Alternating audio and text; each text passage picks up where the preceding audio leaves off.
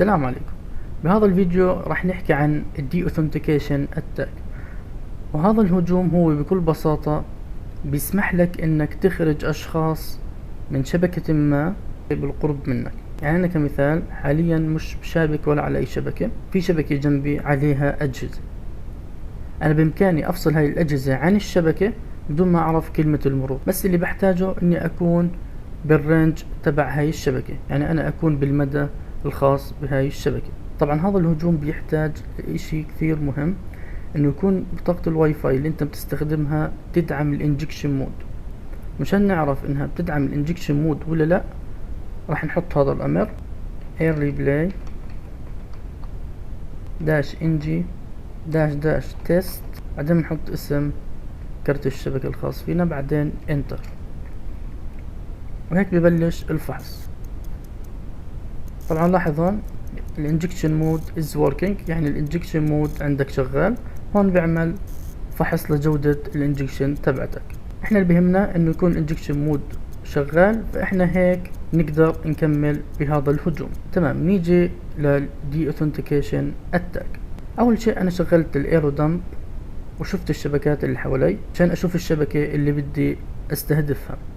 طبعا انا بدي استهدف هاي الشبكة، وهي شبكة خاصة فيي. هذا الماك ادرس الخاص بالشبكة، وهون الشانل تبعها.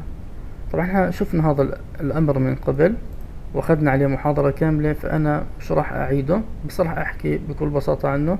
انه هون الماك ادرس تبع كرت الشبكة اللي هو هذا، وهون الشانل تبع الشبكة اللي هو 2، وهون اسم كرت الواي فاي الخاص فيك، وبضغط انتر. طبعا هذا الامر ببحث عن الشبكة بشكل مخصوص فقط. ليش؟ مشان اشوف الستيشن اللي الشبكة عليها واطبق عليها دي اوثنتيكيشن اتاك. يعني كمثال عندي هون 3 اجهزة على الشبكة، بدي اعمل الهجوم على هذا الجهاز. نيجي على تمام، مشان نعمل دي اوثنتيكيشن اتاك انا بدي اطبقه على هذا الستيشن. نيجي لنافذة التيرمينال من هون، نكتب air replay -ng، بعدين نحط الاوبشن اللي احنا بدنا اياه داش دي اوثنتيكيشن، بعدين نحط عدد الحزم اللي بدنا نرسلها مشان نقطع الاتصال.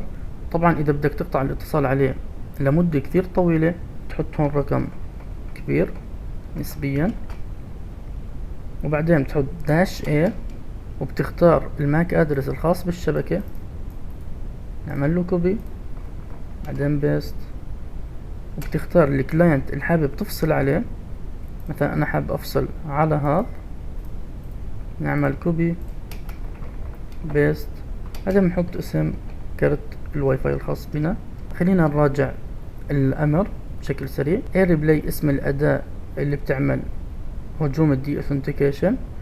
هذا الخيار تبع الدي اوثنتيكيشن لانه هاي الاداة الها اكثر من هجوم، بس احنا حاليا بدنا الدي اوثنتيكيشن اتاك. وهون عدد الحزم المرسلة اللي راح تخلينا نفصل الاتصال ما بين الجهاز والشبكة، وهون الماك ادرس تبع الشبكة، وهون الماك ادرس تبع الكلاينت اللي احنا حابين نفصل عليه، وهون اسم بطاقة الواي فاي. بنضغط انتر، ولاحظ على هذا الجهاز شو راح يصير فيه.